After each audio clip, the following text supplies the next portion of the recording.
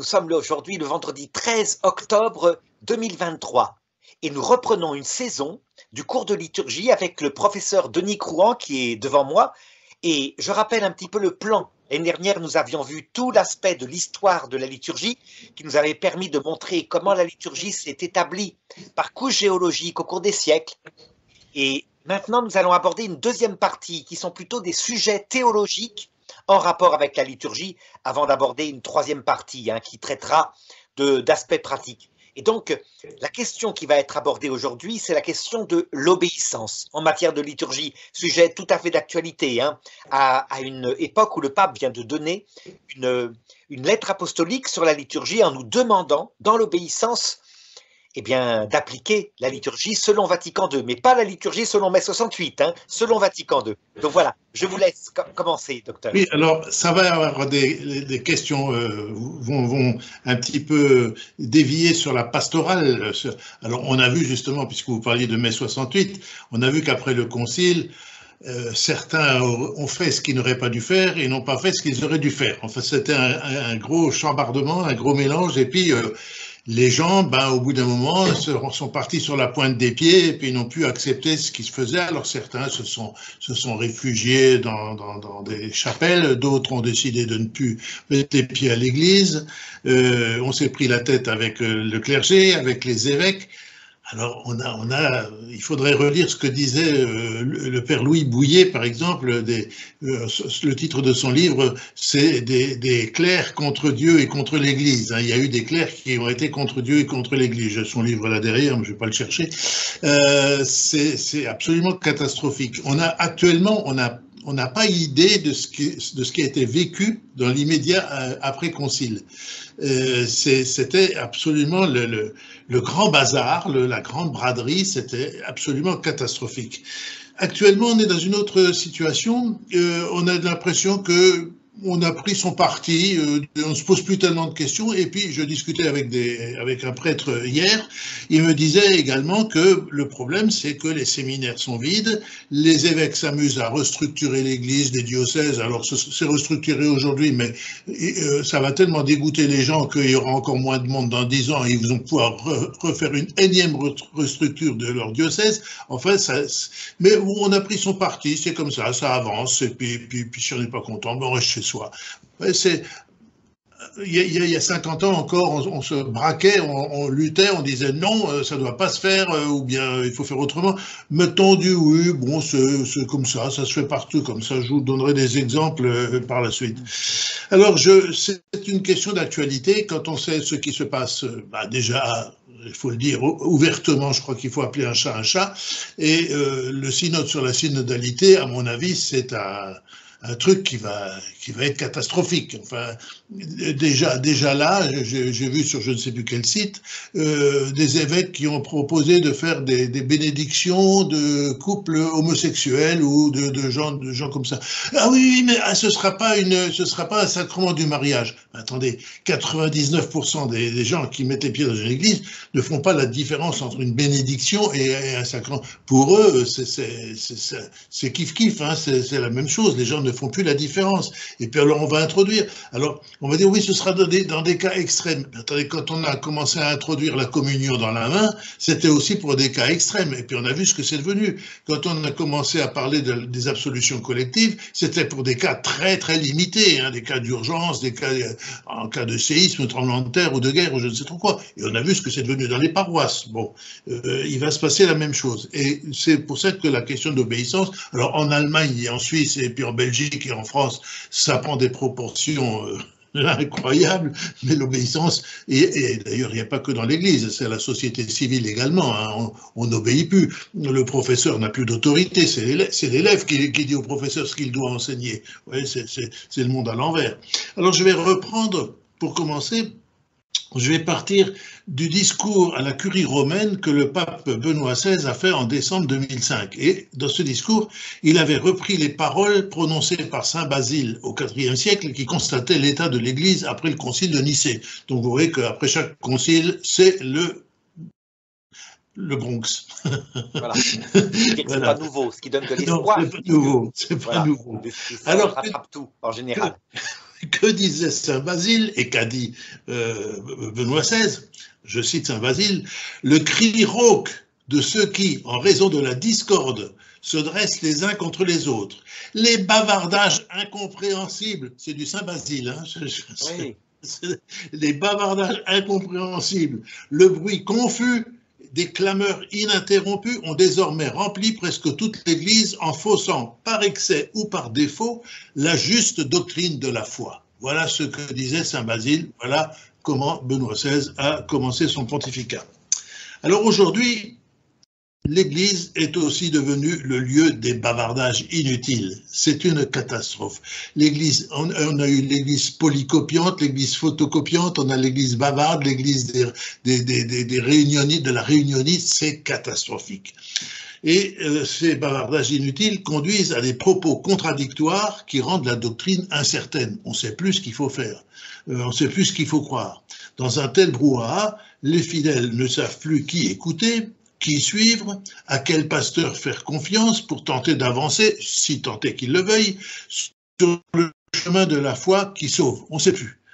Certains décident alors de n'écouter plus personne et de se fabriquer une religion personnelle et des liturgies à la carte. D'autres posent la question de l'obéissance.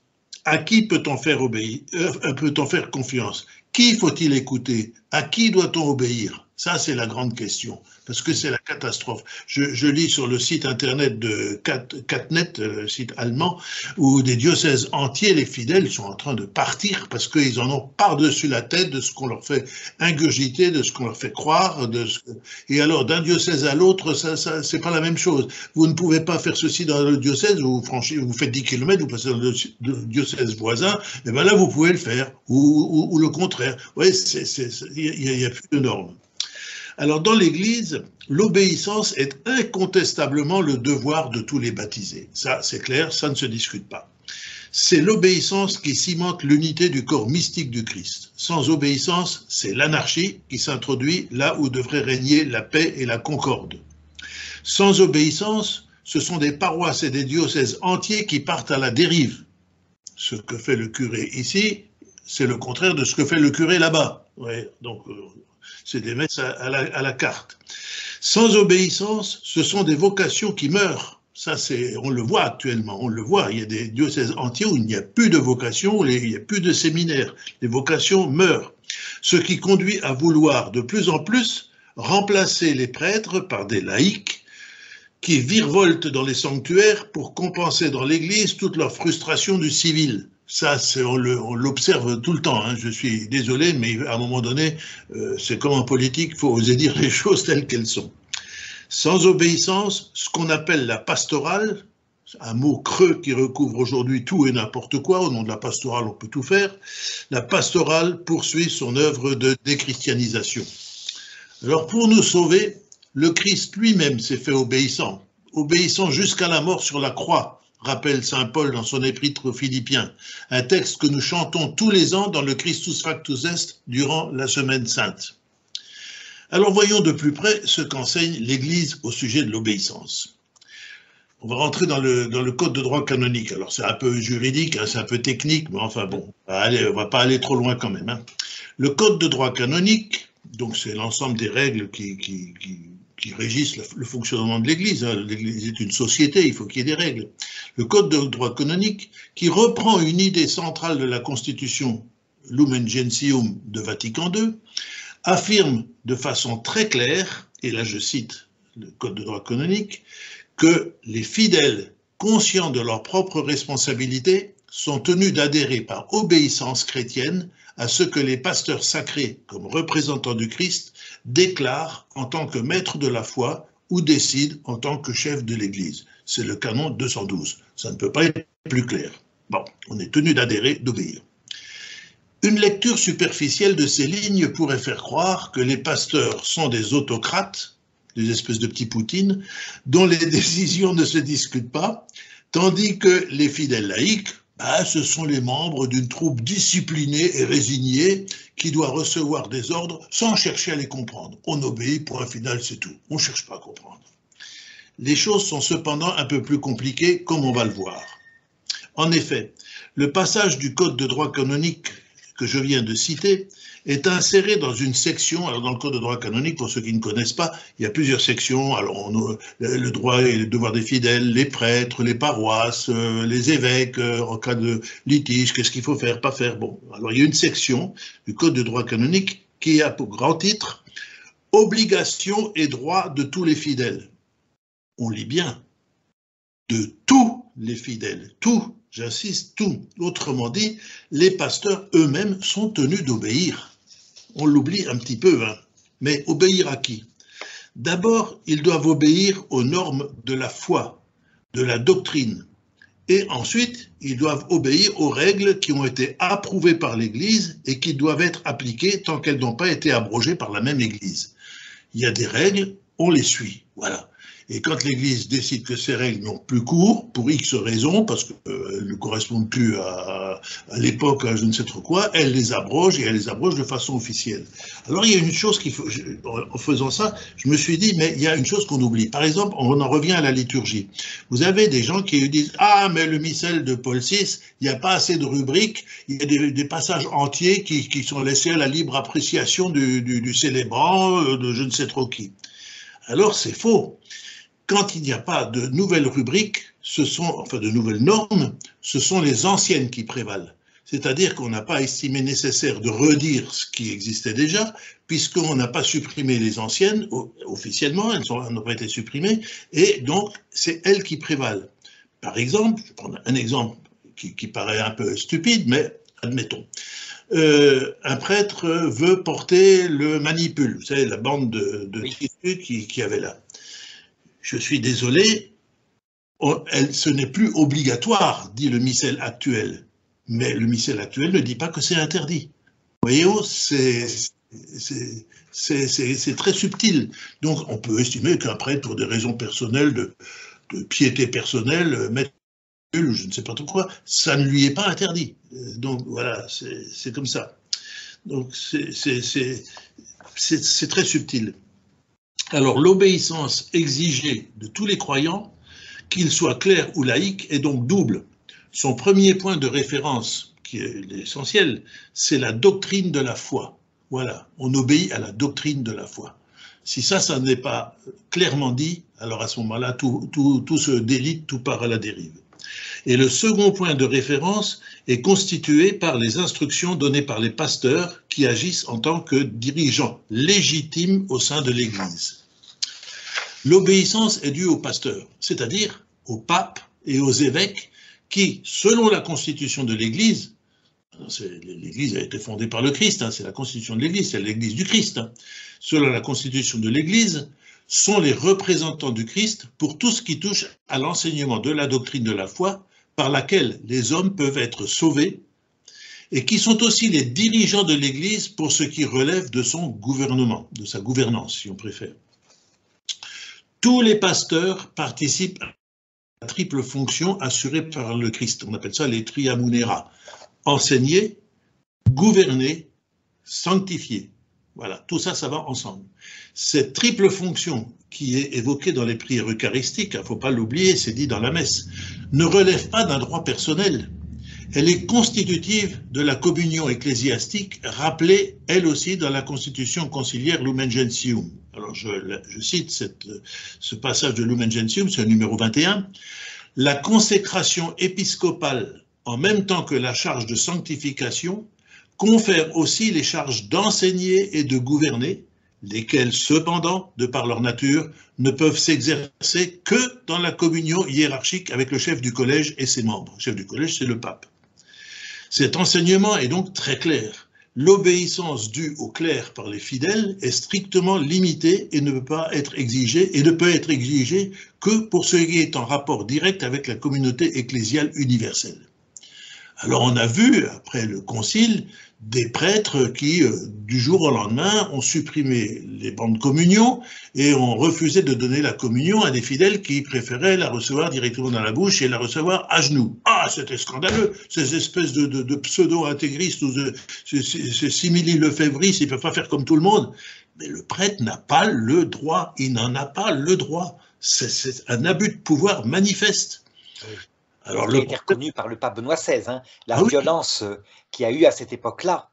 Alors, c'est très ennuyeux parce que si on se plaint légitimement, on peut se plaindre d'un tel abus de pouvoir, malheureusement, quand on écrit au nonce apostolique ou à Rome ou à l'évêque, on ne reçoit pas de réponse. Ça, on a des exemples, on a des tonnes d'exemples où, oui, peut-être faudrait-il en discuter avec votre curé, et puis vous savez, la charité chrétienne, on demande une réponse sur un fait précis de liturgie ou d'abus de pouvoir, et on nous fait du violon avec la charité chrétienne. On va c'est bon, charité chrétienne, bah, le curé n'a qu'à commencer à l'exercer, hein, s'il veut donner le bon exemple.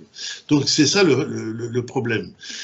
L'enseignement est très clair. L'obéissance due au clerc par les fidèles est strictement limitée et elle ne peut être exigée que pour ce qui est en rapport direct avec la communauté ecclésiale universelle. Ça c'est fondamental.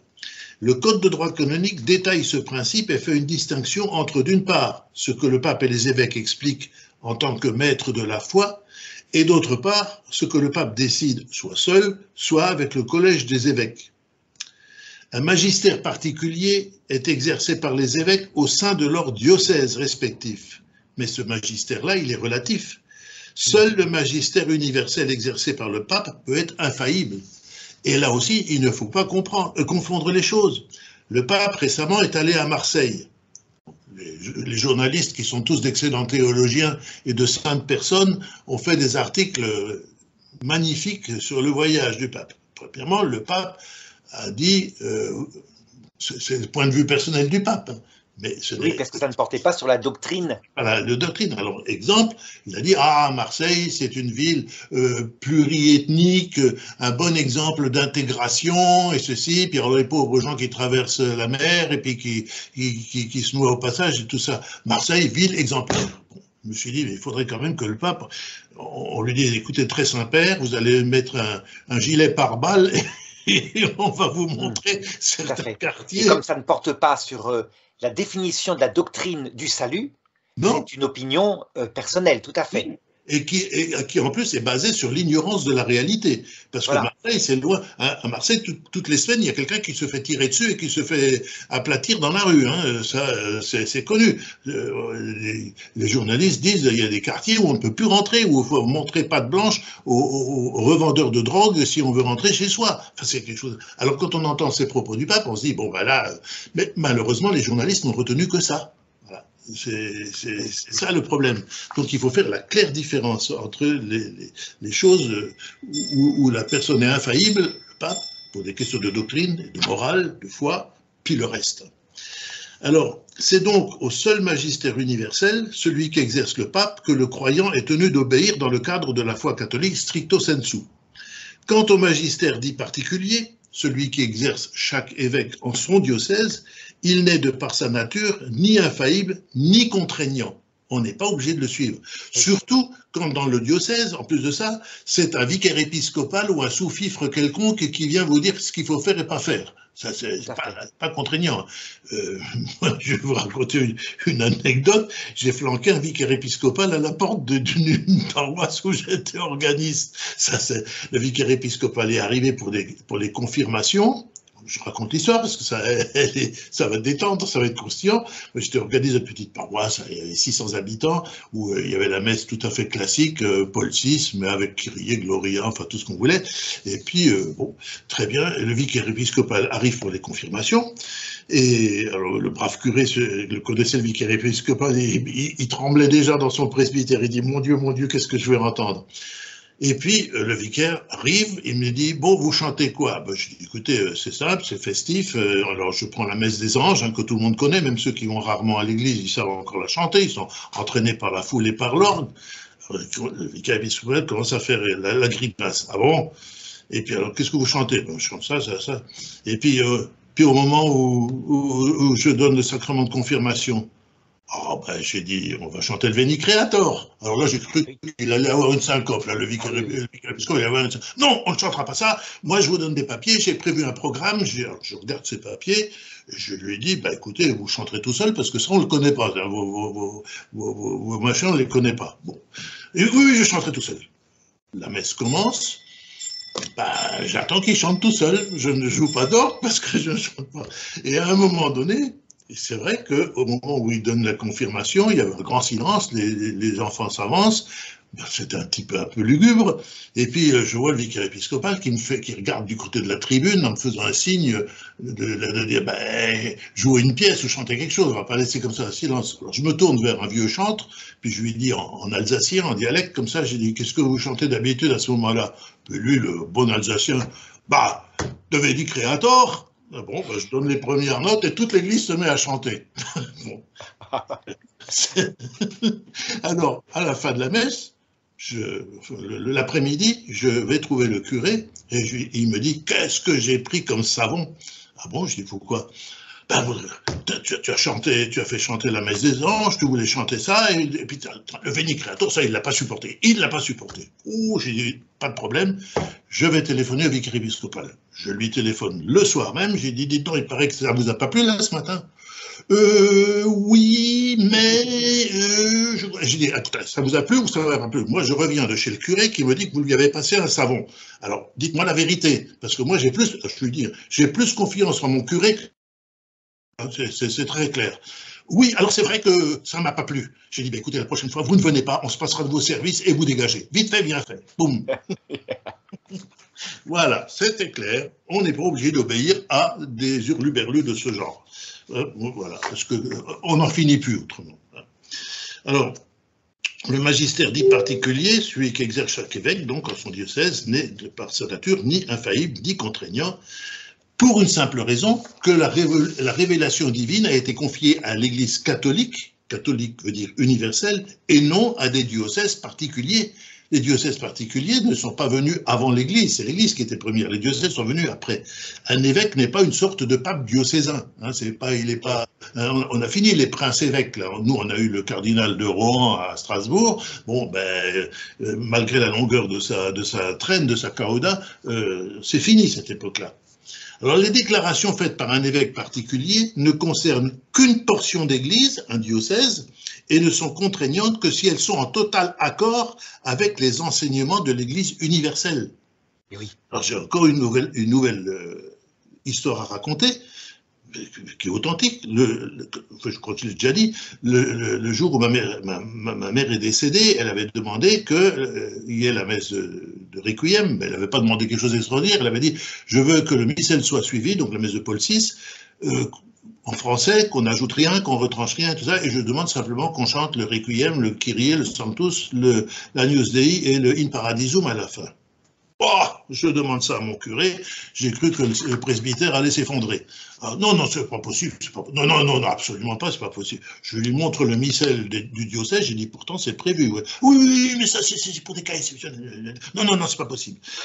Bon, j'envoie un message à l'évêque en vitesse bien fait, un évêque qui était un excellent théologien, c'était le théologien officiel de la conférence des évêques de France, cet évêque qui me répond « Vouloir la liturgie de l'Église serait contraire à ce qui se fait habituellement dans notre diocèse. » Non, mais enfin... Oui, mais on voit bien, hein. Tout à fait, ça porte là véritablement sur l'aspect sanctification de l'Église, hein, qui n'était pas suivi, absolument. Vous n'obéissez pas, vous perdez confiance. C'est plus mon évêque, c'est plus mon pasteur, je suis désolé. Ou alors qui m'explique, qui me disent on peut pas parce qu'on n'a pas la chorale ou parce que personne ne sait le chanter.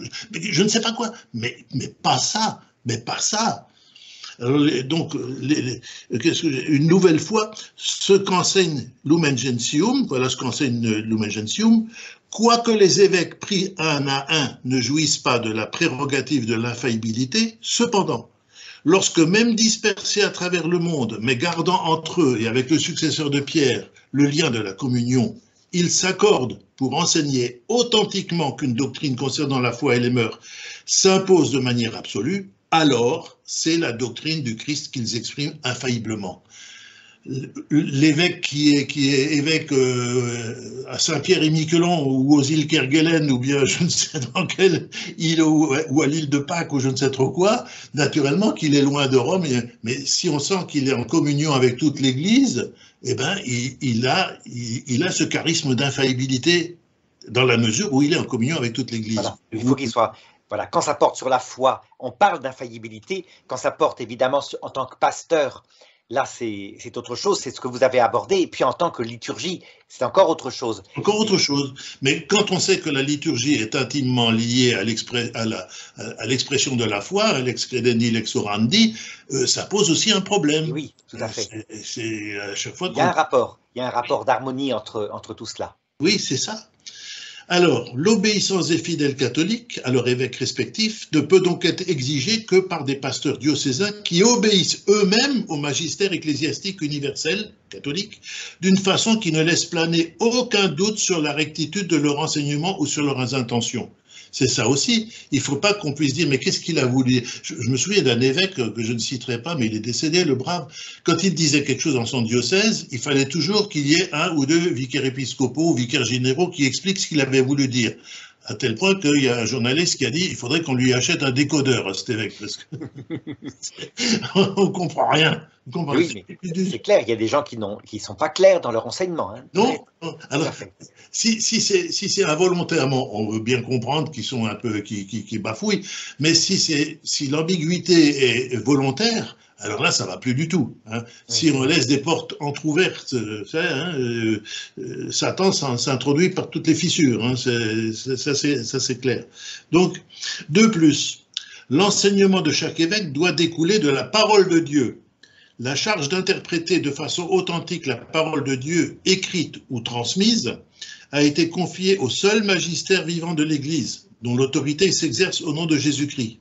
Pour autant, ce magistère n'est pas au-dessus de la parole de Dieu, mais il est à son service, n'enseignant que ce qui a été transmis, puisque c'est par mandat de Dieu, avec l'assistance de l'Esprit Saint, il écoute cette parole avec amour, la garde saintement, et l'expose avec fidélité. Voilà. On garde cette parole de Dieu, cet enseignement divin avec amour, on la garde saintement et on l'expose avec fidélité. C'est Vatican II, c'est la constitution dogmatique Dei Verbum. Donc l'autorité véritable et légitime des pasteurs n'est donc ni une autorité sur l'Église, ils n'ont pas autorité sur l'Église. L'Église existe avant eux et existera après eux. C'est pas une autorité de l'Église, mais c'est une autorité dans l'Église. Ils exercent une autorité dans l'Église, pas à côté. C'est pas je sais pas moi, des luthériens en germe ou des crypto-protestants qui exercent une autorité, comme Luther qui disait, oui, mais quand les fidèles disaient, mais oui, vous dites ça, monsieur Luther, monsieur Martin Luther, vous dites ça, qu'est-ce qu'on devrait répondre? Ben, vous leur répondez que c'est moi qui ai décidé. Bon, voilà. Ben, il n'est plus dans l'église. Rien qu'en disant ça, il s'excommunie lui-même. Hein. Alors, un devoir spécifique d'obéissance incombe aux prêtres en raison du sacrement de l'ordre. En effet, au cours de leur ordination sacerdotale, ils promettent respect et obéissance au souverain pontife ainsi qu'à leurs évêques respectifs et à leurs successeurs. Ça, c'est dit. J'avais un curé qui me disait un jour, ah mais vous n'êtes pas prêtre, vous pouvez vous permettre de dire certaines choses à l'évêque. Nous, on a promis obéissance, on est quand même obligé d'être prudent. Je dis, bah oui, mais vous avez quand même le droit. Hein.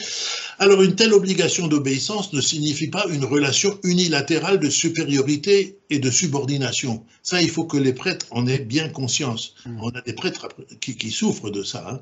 C'est pas une relation de supériorité et de subordination.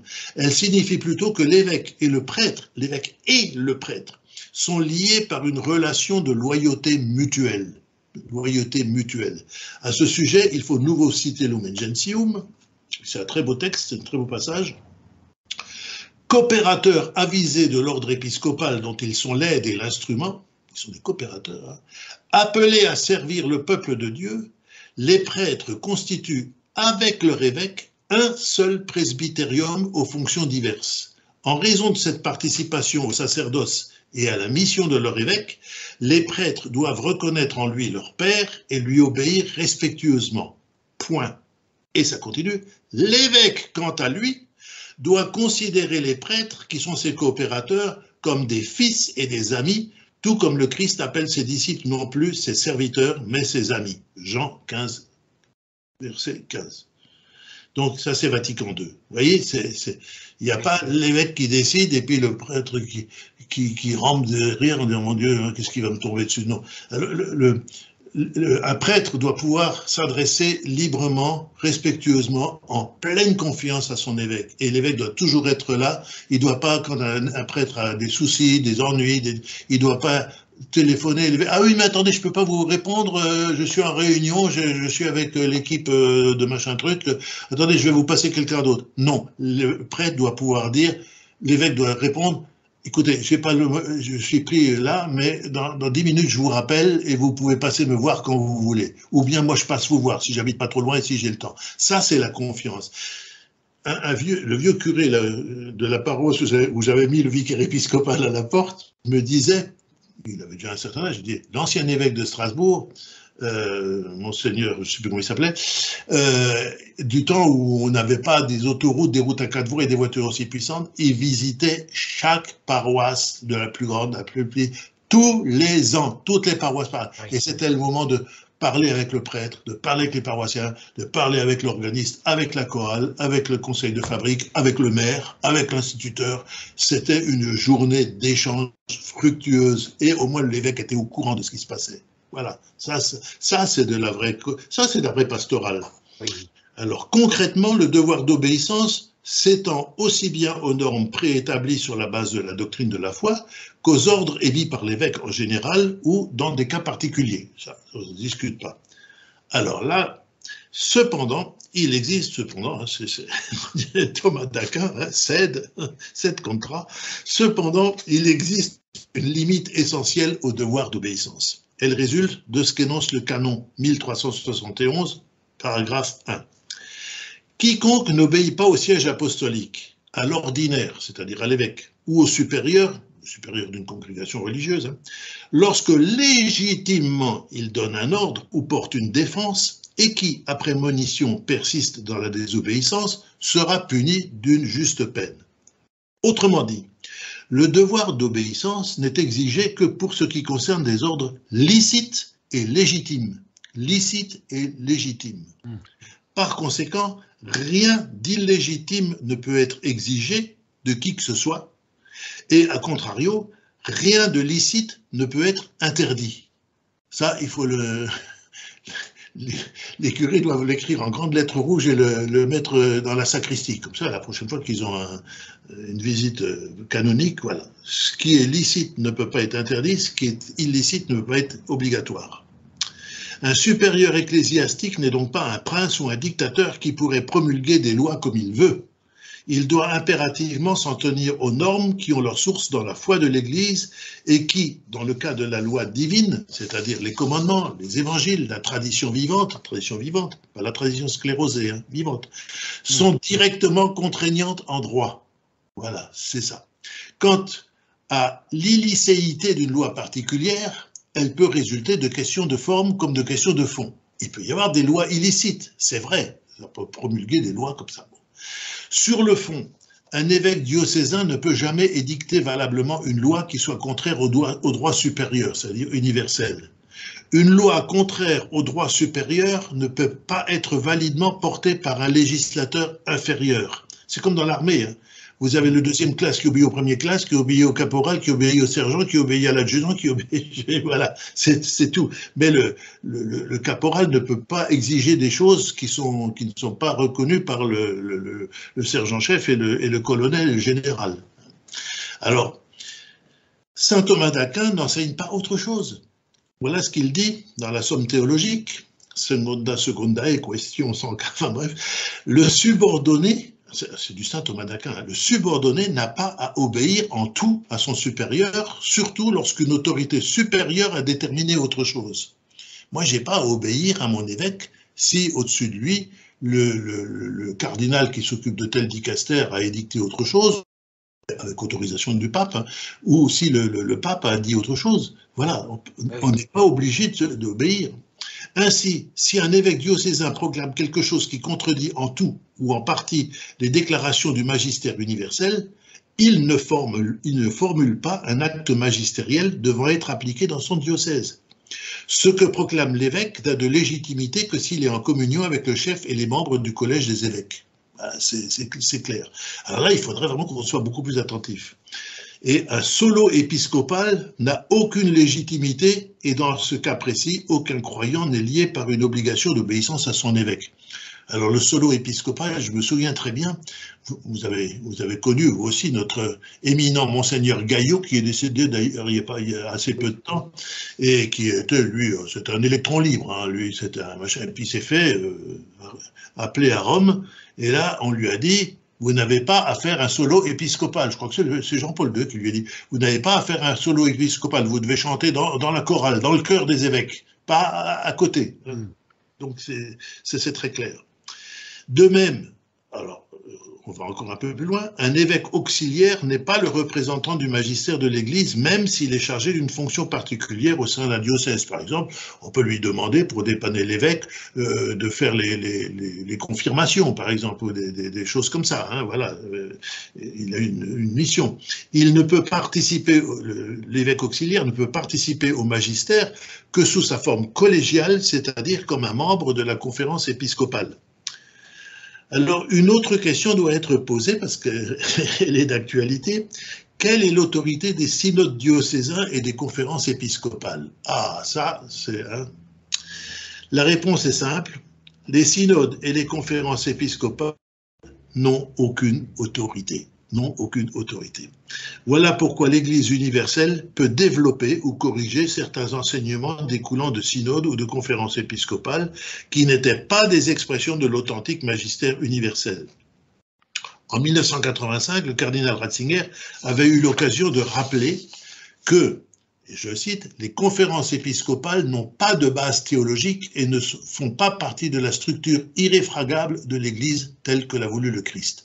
Elles n'ont qu'une fonction pratique et concrète. Alors chez nous aussi, il s'est joué quelque chose. Nos conférences épiscopales, alors nos évêques se réunissent à Lourdes, ils réfléchissent beaucoup. Un évêque disait, c'est simple, le matin, quand il y a une proposition de loi qui ne passe pas, parce qu'il y a trop de gens qui sont contre, on la laisse tomber, et puis on la resserre après le repas de midi, quand tout le monde est en train de digérer son repas. Et en général, ça passe très bien à ce moment-là. Vous voyez, donc, parce qu'ils sont assoupis. Et je me souviens, il y a eu tout un problème, vous connaissez ça aussi, on a eu à un moment donné le catéchisme hollandais. Oui. Ah oui, le catéchisme, le fameux, hein, pierre vivante.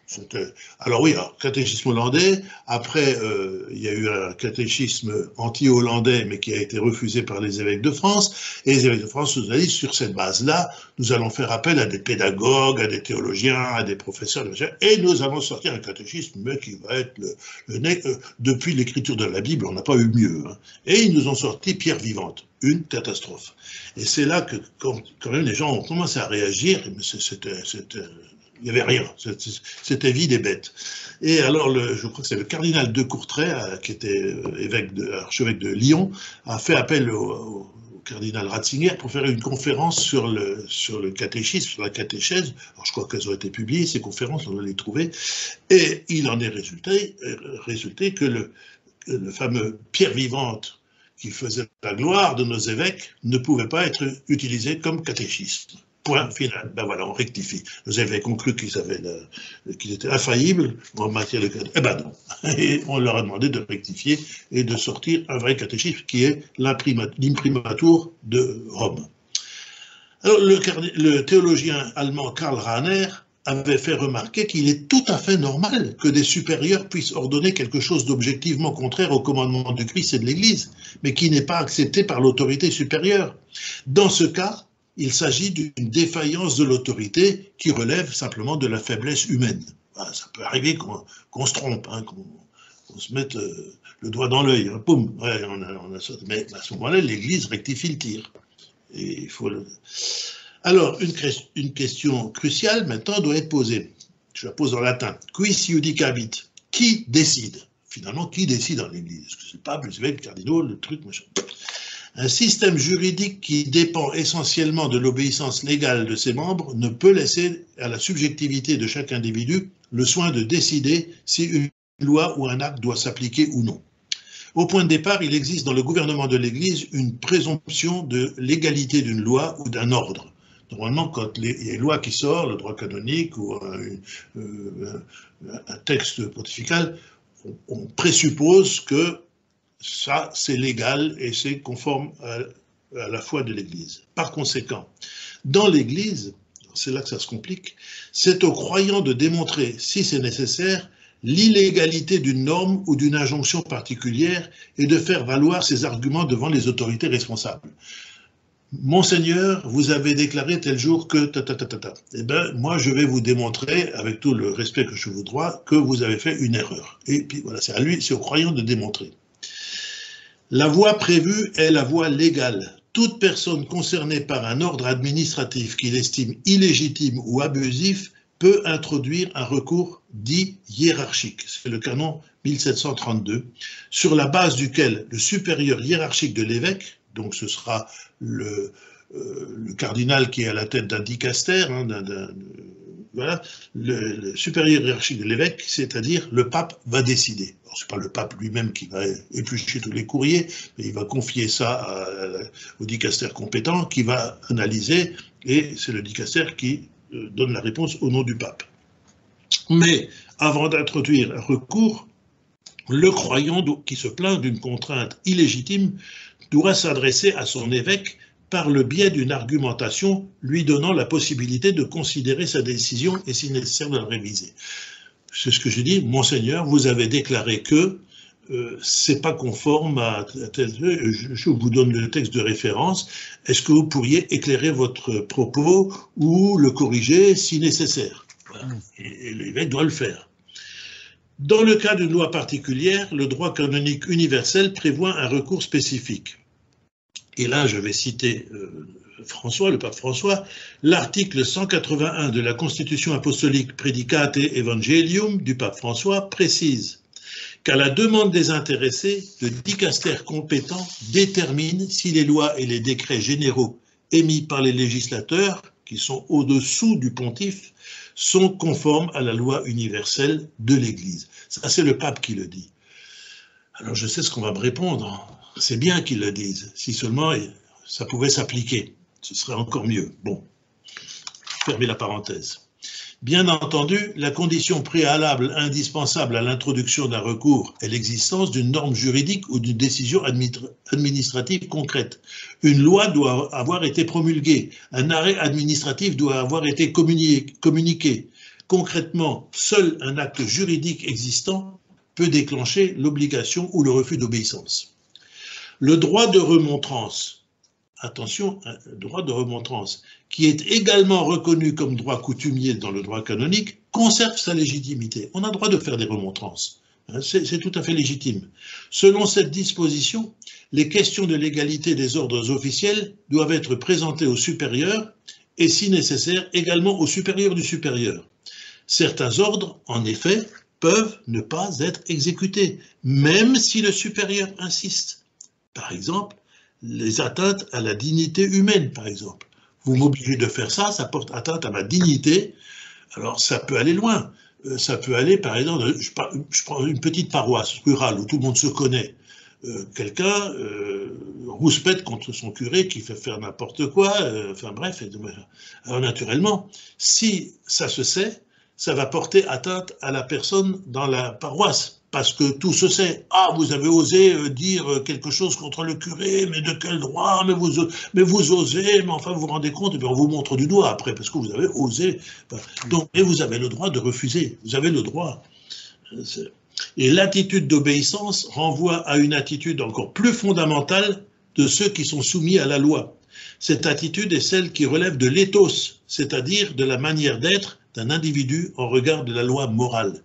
Si vous avez un prêtre qui, je vais prendre un cas, enfin bon, malheureusement c'est des cas qui arrivent, qui vont abuser de la faiblesse d'un fidèle qui vient se confesser, ça relève de l'éthos. Le fidèle a le droit de sortir du confessionnal et puis de claquer la porte et de dire au prêtre, non, je vais m'adresser à l'évêque, ça ne peut pas continuer. Vous êtes quand même en droit de... Alors, il y a eu des cas actuellement, on en a beaucoup abusé, on a monté ça en mousse médiatique, mais enfin, bon, ça peut exister. Alors, l'avertissement ici de Karl Rahner mérite aussi d'être pris en considération. Dans un tel cas, quelqu'un doit vraiment avoir le courage en faisant appel à sa conscience, la conscience est première hein, pour un chrétien, faire appel à sa conscience, de dire non, je ne ferai pas cela, non, je ne le ferai pas. Vous me demandez de le faire, je ne le ferai pas. Ma conscience me dicte de vous désobéir. Nous ne devons être ni laxistes, ni permissifs dans ce qui touche à la foi chrétienne. C'est très important. En conclusion, on peut rappeler que dans la norme fondamentale du canon 212, numéro 1, le droit canonique lie l'obéissance à l'autorité ecclésiastique à la relation au Christ qu'on est en droit d'avoir en retour. L'obéissance que je dois avoir envers mon prêtre, envers mon évêque, envers le pape, est liée à la relation que je peux avoir du Christ en retour. C'est donnant-donnant. Je vous fais confiance parce que vous allez m'apprendre qui est le Christ, vous allez m'aider à avancer sur le chemin vers le Sauveur. C'est un point capital qui devrait faire comprendre à tous les membres de l'Église, quelle que soit leur place dans une paroisse ou dans un diocèse, que l'obéissance véritablement chrétienne ne s'applique pas à une norme ou à un ordre en tant que tel. C'est pas parce que tout d'un coup, j'ai eu envie de faire... pas plus qu'elle ne s'applique à l'autorité qui l'émet. L'obéissance n'est due qu'à Dieu lui-même. L'obéissance n'est due qu'à Dieu lui-même. Naturellement, cette obéissance passe par l'Église. Mais si l'Église ou un membre de l'Église ou un ministre de l'Église devient une entrave entre l'obéissance que je dois à Dieu et Dieu qui me demande de lui obéir, à ce moment-là, en mon âme et conscience, j'ai le droit de refuser d'obéir. Voilà.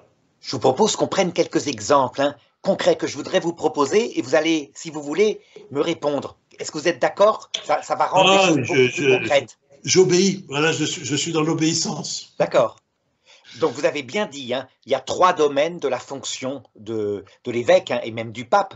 Oui. Enseigner, gouverner, sanctifier. C'est les 3 munérats. Donc enseigner, c'est la fonction du magistère, oui. Gouverner, c'est celle du pasteur, et sanctifier, c'est celle du prêtre. Alors, prenons d'abord quelques exemples au niveau de l'enseignement.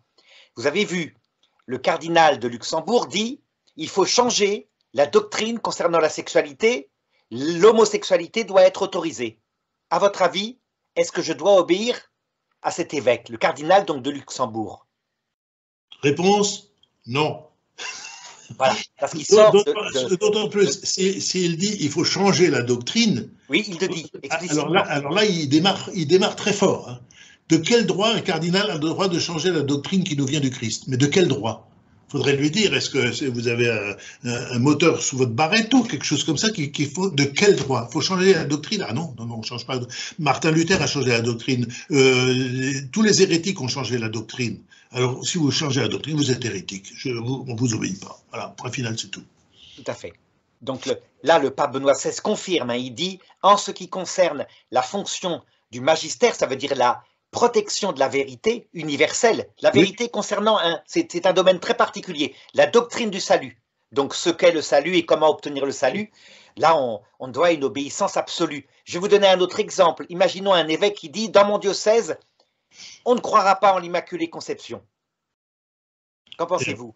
Eh bien, j'ai dit, Monseigneur, ayez au moins le courage de donner votre démission au pape et de fonder une église gyrovague quelque part au fin fond du Kamtchatka ou quelque chose comme ça. Vous pouvez faire croire ce que vous voulez. Non, il peut pas dire ça. Tout à fait. Donc là, il y a même... c'est un dogme, c'est un dogme reconnu. Voilà, c'est un hérétique au sens propre du terme. Et voilà. Parce que si on commence à discuter des choses comme ça, alors on va commencer par séparer les articles du credo, et puis on va pouvoir distiller n'importe quoi, je crois, mais cependant, mais toutefois, mais à condition de le comprendre comme ça. Mais on va où? Oui. On est passé par une crise terrible. Par exemple, en université, à Lille, sans arrêt, des séminaristes me disaient, ils arrivent à dire que la résurrection du Christ est symbolique, d'abord. Non, est symbolique, c'est-à-dire qu'elle n'est pas réelle, soyez intelligents, elle est symbolique. Là, vous en pensez quoi? Qu'est-ce Eh que doit ben, faire un étudiant face à ça? C'est encore quelque chose qui porte sur la doctrine universelle. c'est compliqué pour un étudiant de se mettre son professeur sur le dos parce qu'il va avoir des mauvaises notes après. Il faudra pouvoir lui dire, mais écoutez, si la résurrection est symbolique, à ce moment-là, votre intelligence, elle est symbolique aussi. Vos paroles sont symboliques, je ne crois pas à ce que vous dites. Puis c'est tout. J'interprète votre charabia comme je veux, mais c'est pas symbolique. Mais moi, j'ai envie de dire, mais pourquoi, si ce professeur est un prêtre, je dis, mais pourquoi vous êtes devenu prêtre? Mais qu'est-ce que vous avez dit au moment de votre ordination? Mais est-ce que vous étiez shooté? Vous aviez fumé un pétard? Ou qu'est-ce que vous avez fait? Mais réfléchissez un peu. Alors, mais faites autre chose. Oui. Et malheureusement, beaucoup, comme vous avez dit, étant donné qu'ils sont dépendants de supérieurs qui vont décider de leur ordination, ont dû faire l'hypocrite. Ça veut dire dans leur devoir, mettre ce que voulait le professeur, alors que leur foi était totalement fidèle au magistère de l'Église. Et là, le pape Benoît XVI était très clair, hein, la doctrine universelle du salut est une obéissance absolue, une obéissance de la foi théologale. Hein. C'est le problème des séminaristes qui sont obligés de se coltiner des professeurs qui sont hérétiques, c'est le problème des prêtres qui, lorsqu'ils font bien correctement leur boulot, reçoivent la visite d'un vicaire épiscopal qui va les mettre curés en 3e zone où ils n'auront plus rien à dire et plus rien à faire, ou alors c'est la même chose. Je connais des parents d'un jeune prêtre qui sont allés trouver, très croyants, vraiment bien, et ils sont allés trouver l'évêque et ont dit, écoutez, monseigneur, depuis que mon fils a été ordonné et qu'il est prêtre, il est en dépression, parce que vous l'avez mis dans des paroisses où une tribu de laïcs complètement, bon, je ne vais pas utiliser de mots pour les qualifier, d'ailleurs le vocabulaire français n'a pas le bon mot, mais une tribu de laïcs oblige ce prêtre. Le prêtre arrive, le premier jour, il va dire la messe du matin, il n'était même pas officiellement installé encore, il sera installé le dimanche suivant, il arrive, il cherche une chasuble, il y a la dame patronesse qui est là. Ah, mais l'ancien curé ne mettait pas de chasuble, alors je ne sais pas où elles sont, vous célébrerez comme faisait l'ancien curé, vous ne mettrez pas de chasuble. J'ai dit, mais madame, madame, vous sortez immédiatement. Hein. Alors, moi, je connais un prêtre qui m'a dit qu'il sait ce qu'il a fait quand il est arrivé dans la paroisse. Il y avait une tribu de bonnes femmes qui avaient les clés du tabernacle, qui s'occupaient de ceci, qui avaient le micro, enfin, qui gravitaient, qui se trépaient le chignon 5 minutes avant le début de la messe pour savoir qui fait la première lecture, l'introduction, le machin, le truc, machin. Le curé a mis tout ce monde à la porte. Il a dit, mais c'est incroyable, j'ai mis le bazar dans la paroisse, mais au bout de 2 semaines, j'ai eu des paroissiens qui ne venaient plus à l'église à cause de ces laïcs-là, qui ne les supportaient plus. Alors j'ai perdu 8 laïcs engagés, comme on dit, mais j'ai gagné 30 paroissiens qui ne savaient plus où aller à la messe, parce qu'ils ne supportaient plus ce climat. Donc à un moment donné, les séminaristes souffrent, et je dois dire, je connais des évêques qui ont souffert. Je connais un évêque qui est alors il est à la retraite, je crois, oui, il est à la retraite, et qui m'a envoyé un petit mot, et il était très bien, cet évêque, pour vous dire, il prêchait, alors qu'il n'était pas encore évêque, il prêchait les retraites de carême au mois de Solesmes. Et puis, je me souviens toujours, il mangeait à la table des hôtes au monastère, comme ça, puis alors, à la fin, il y a un moine, le père hôtelier qui était là, qui était un petit personnage rusé, comme ça, qui dit, il est très bien cet homme-là. On en fera un évêque. Bon, il est devenu évêque, puis un jour, il m'envoie un petit carton, je ne sais plus à quelle occasion. Il dit, j'essaye de redresser la situation, mais je ne suis pas obéi dans mon diocèse. Oui. Voilà. Alors là, les exemples que vous venez de prendre, c'était sur la fonction de sanctification. Donc, des dames qui refusent que le prêtre porte sa chasuble, etc. C'est pas le dogme de la foi, c'est un autre. Oh. On va aborder des exemples. Donc, en ce qui concerne le dogme, par exemple, on a encore le synode en Allemagne, le processus synodal en Allemagne, qui veut voter et réformer la structure même de l'Église et faire passer des vérités dogmatiques différentes de la foi. Qu'est-ce que vous conseilleriez aux fidèles allemands là? Vous l'avez dit au début un petit peu, mais je crois que vous pouvez confirmer. Ah ben, les fidèles allemands sont en train de quitter l'Église. La chute des vocations et de la pratique dominicale, elle est en train de s'effondrer complètement. Elle avait tenu à peu près en Allemagne, bon, c'était leur mentalité, et là, elle est en train de s'effondrer, comme elle s'effondre d'ailleurs en Italie, hein, dans le diocèse de Rome, pouf, c'est en train de se casser la figure. Alors, ouais, je crois qu'il faut, à un moment donné, il faut voter avec ses pieds, hein, il faut respecter avec ses pieds, il faut quitter les dieux en disant, écoutez, non, ça marche plus. Et alors, mais alors, ce qui est encore plus grave, à mes yeux, hein, je le dis franchement tel que je pense, c'est que le pape ne dit rien. Mais qu'est-ce que le pape attend pour déposer ses évêques? Mais qu'est-ce qu'il attend? Ou alors, s'il ne veut pas les déposer, au moins, comme m'a dit le curé hier, il m'a dit, mais au moins ce que j'attends d'un évêque, c'est qu'il encourage ceux qui font bien les choses. S'il ne veut pas taper pour pas faire du scandale, mais au moins envoyer un mot d'encouragement aux bons évêques, continuez, c'est vous qui avez raison, c'est vous qui êtes dans la ligne. Ce serait déjà pas mal ça. Malheureusement, il ne sanctionne pas les mauvais évêques, il n'encourage pas les bons évêques. Mais là, alors justement, c'est la deuxième fonction qu'on va aborder maintenant, la fonction de gouvernement. Le gouvernement du pape François, on voit bien, est très différent du gouvernement du pape Benoît XVI, hein, qui par exemple avait nommé en Belgique Monseigneur Léonard, et tout d'un coup les vocations étaient revenues, étaient reparties. Hein. Évidemment, le successeur, il a chassé carrément 35 séminaristes au début, hein, dès son arrivée. C'est quelque chose comme ça. Donc au niveau du gouvernement, le pape Benoît XVI disait, donc c'est le domaine prudentiel. Ça veut dire qu'on va prendre des décisions en fonction des circonstances pratiques. C'est plus le domaine du dogme de la foi. Hein. Alors, il disait, il faut, quand une décision est prise par un pasteur, d'abord un sens positif, c'est-à-dire le recevoir positivement, et puis ensuite, après avoir cherché à comprendre, regarder s'il y a quelque chose à critiquer. Et donc critiquer quand il faut critiquer. Il le disait, hein, vraiment comme ça, le pape Benoît XVI. Donc, là, vous venez de critiquer la pastorale du pape François. Vous pensez qu'il devrait, comment dirais-je, déposer des évêques hérétiques, franchement hérétiques en Allemagne, hein, n'est-ce pas? Ah ben Lui, oui. je suppose que son idée, c'est de dire, ils vont partir en retraite, attendons, la biologie fera son travail, si on peut dire, avec la retraite, etc. Qu'est-ce que vous en pensez? Comment vous feriez? Mais moi, je pense qu'il ne faut pas attendre. Les prêtres que je connais dans les paroisses m'ont dit, si on prend pas, quand on arrive dans une paroisse et que ça ne va pas, si on ne prend pas les décisions immédiatement, les mauvaises habitudes s'incrustent et puis après on ne peut plus rien faire. Alors il faut prendre des décisions. Quand on avait parlé du schisme de Luther, vous vous souvenez, on avait fait un cours et j'avais dit que les évêques on dit oui, mais Luther, c'est un moine, on va attendre, ça va se tasser. Mais ça ne s'est pas tassé du tout. Hein. Je suis désolé, ça ne s'est pas du tout tassé. Et à chaque fois qu'on a attendu, qu'on a tourné autour du pot pour prendre des décisions, eh bien, ça n'a pas fonctionné.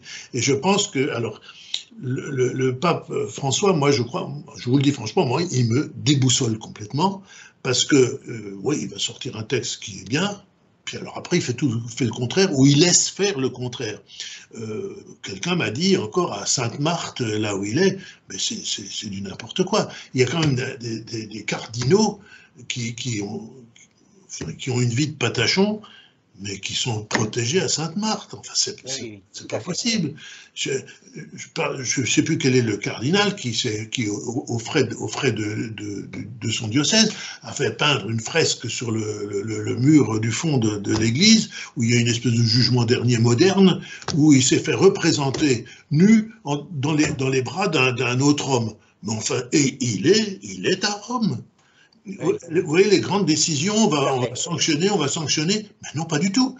On a celui qui a été nommé maintenant à la tête de la Congrégation pour la doctrine de la foi, je ne sais plus comment il s'appelle, ce cardinal, mais il n'est pas net, en termes clairs, il n'est pas net. Il ne faut pas lui donner de responsabilité à ce type-là.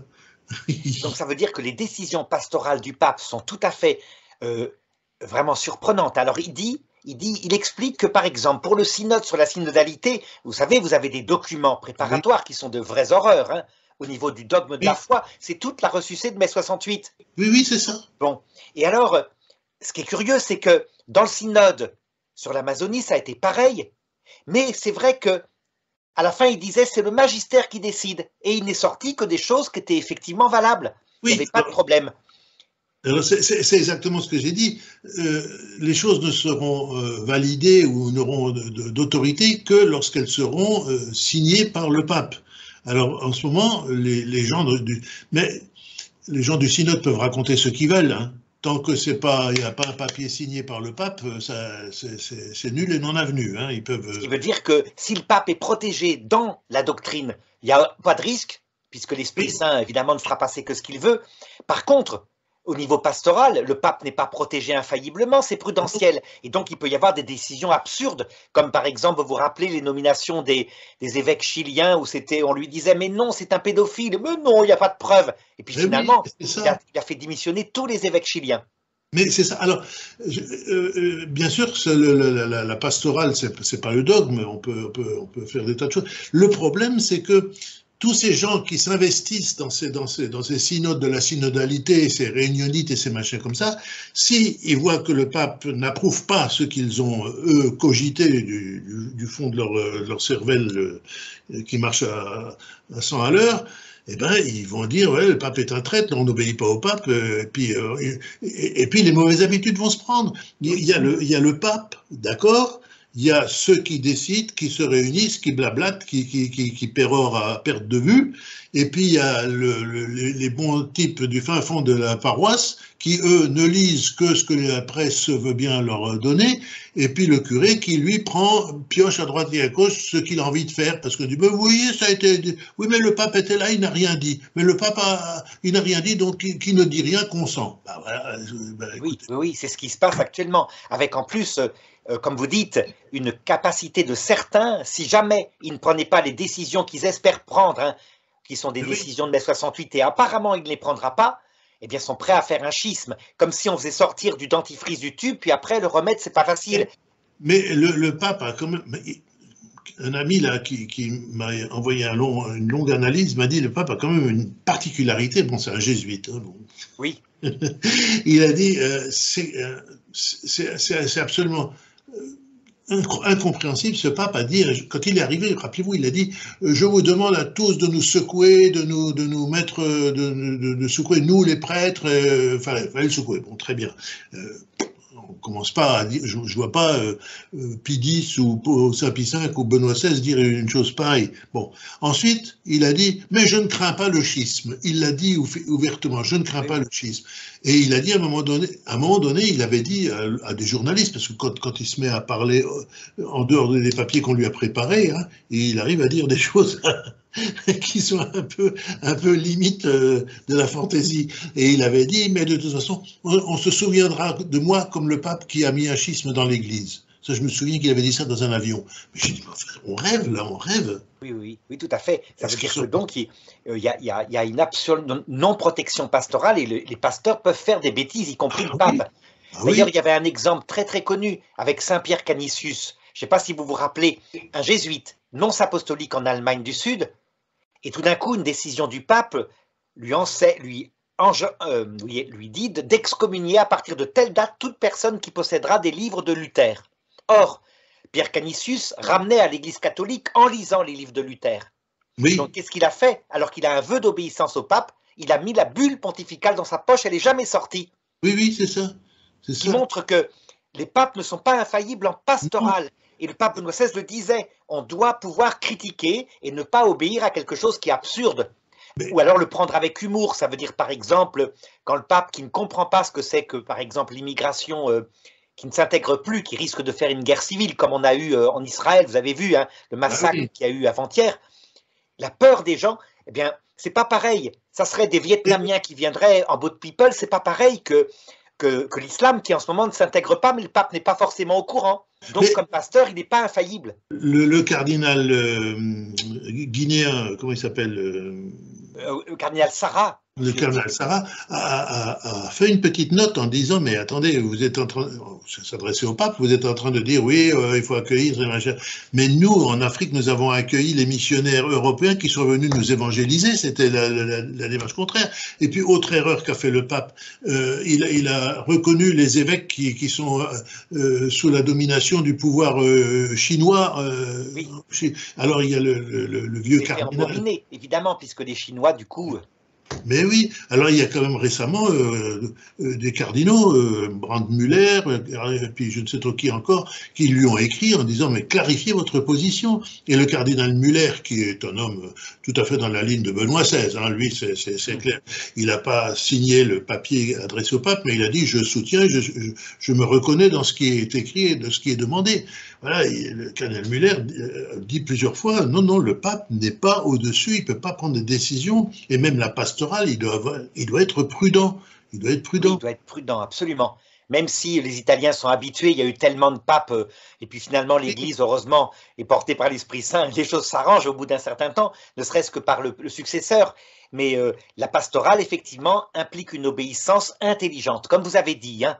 Par exemple, un pape qui nous commanderait un péché, ou quelque chose qui pourrait aboutir à une catastrophe politique, ça peut arriver. Mais oui. Là-dessus, de la même façon, hein, il faut ce sens critique. Il faut, et la pastorale, alors la pastorale, à mon avis, c'est un domaine qui relève plutôt d'un évêque diocésain, parce que l'évêque connaît son diocèse, connaît les problèmes de son, enfin il est censé les connaître, les problèmes de son diocèse, donc il peut adapter sa pastorale à la situation des diocèses sans pour autant que ça bouscule la foi des fidèles. Mais c'est pas de Rome qu'on doit décider d'une pastorale à appliquer dans toute l'Église universelle comme ça. Ça va pas. Le problème des Japonais n'est pas le problème des Coréens, le problème qui n'est pas le problème des Guinéens, qui n'est pas le problème des Français et des Belges.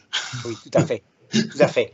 Et alors pour le troisième domaine, le domaine qu'on est en train de traiter, la liturgie en tant que telle, hein, donc vous prenez véritablement l'obéissance à la dernière lettre apostolique sur la liturgie, où il est demandé par le pape François d'obéir. Maintenant, il demande qu'on obéisse à ce que Vatican II avait décidé. C'est pas mai 68, hein, c'est pas transformer le vin en jus de banane. C'est vraiment les normes de Vatican II. Donc la liturgie, qui peut être d'ailleurs en latin si on veut, hein, dans le canon, pourquoi pas, mais la liturgie officielle de Vatican II. Là, vous prenez l'obéissance, vous dites que la décision du pape vous paraît tout à fait raisonnable. Alors, elle est raisonnable, elle est juste. Moi, je suis 100% d'accord, 120% d'accord.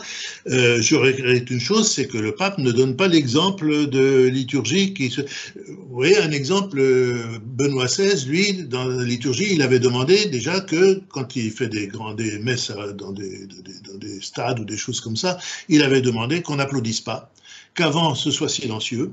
C'est tout le contraire de ce qui s'est fait à Marseille, où c'est devenu la foire. On a vu le président Macron qui arrivait il serait arrivé pour un match de foot, c'était la même chose. Il a fait le bisou à la première ministre, enfin c'était n'importe quoi. Enfin, il connaissait pas les règles du jeu, a dit un journaliste, a dit qu'il connaissait pas les règles du jeu. Et puis alors, Benoît XVI, il demandait qu'on n'applaudisse pas, et il demandait que le Kyrie allé soit chanté en grégorien pour que tout le monde, quel que soit, surtout, alors on parle de Marseille, qui est une ville où il y a plusieurs populations, donc et il demandait, si possible, que le chant d'entrée, pour créer cette atmosphère de silence, de recueillement, le chant d'entrée soit le chant grégorien de la messe du jour.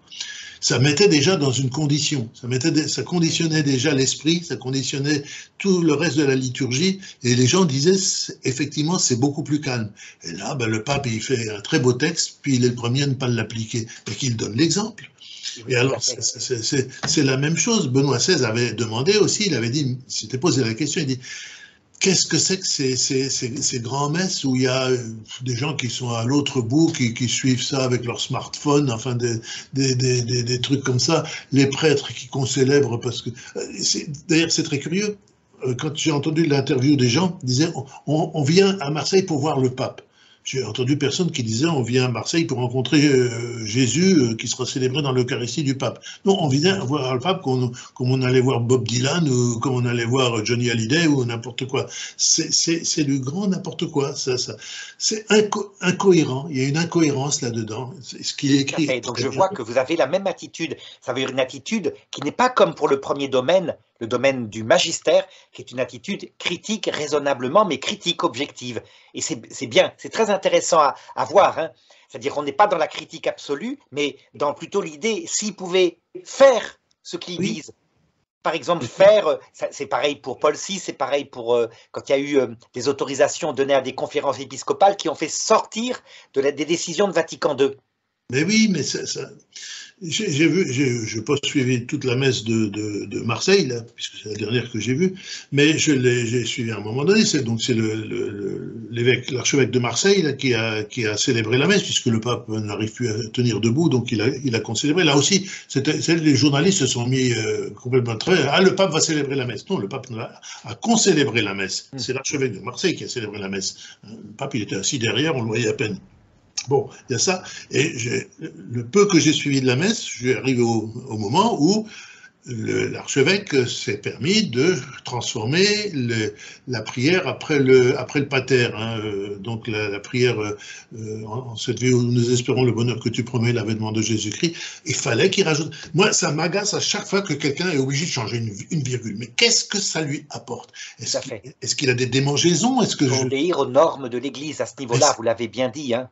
Mais un moine me disait, mais c'est une prétention sans limite de croire qu'en changeant quelque chose, on fait mieux que ce que l'Église a fait, à ciseler au cours des 2000 ans de son histoire. La liturgie a été ciselée. Elle a laissé tomber ce qui était pas bien, qui était en trop. Elle a toléré ce qui pouvait s'intégrer dedans. Elle a corrigé.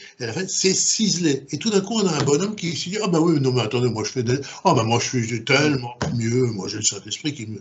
Mais ça ne marche. Moi ça m'agace. Ça m'agace.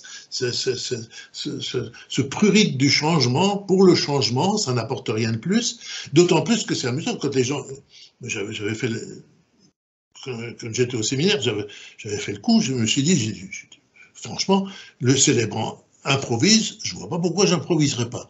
Alors comme on avait des messes où on était tous autour de l'autel et puis on était à 1 mètre du célébrant, moi je répondais ce qui me passait par la tête.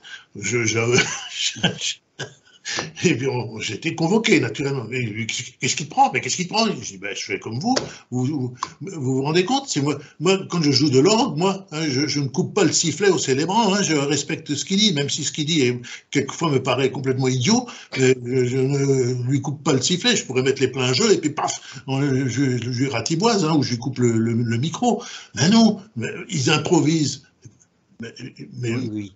Là, voilà, il y a certainement quelque chose à obtenir, réobtenir cette espèce d'obéissance à ce que l'Église a voulu en liturgie, même si, on le voit bien, hein, c'est pas la même obéissance que pour le dogme, où là, carrément, on est hérétique si on sort du dogme, mais c'est une obéissance de respect, c'est de respect, d'amour, de charité par rapport à la louange de Dieu qui passe dans la liturgie. Mais la liturgie est liée au dogme, et elle est l'expression... Comment dire, l'expression poétique ou l'expression, elle est la voix de l'Église qui proclame le dogme sous une forme différente, pas une forme intellectuelle. Quand on est dans la liturgie, on fait pas de la théologie, hein, voilà.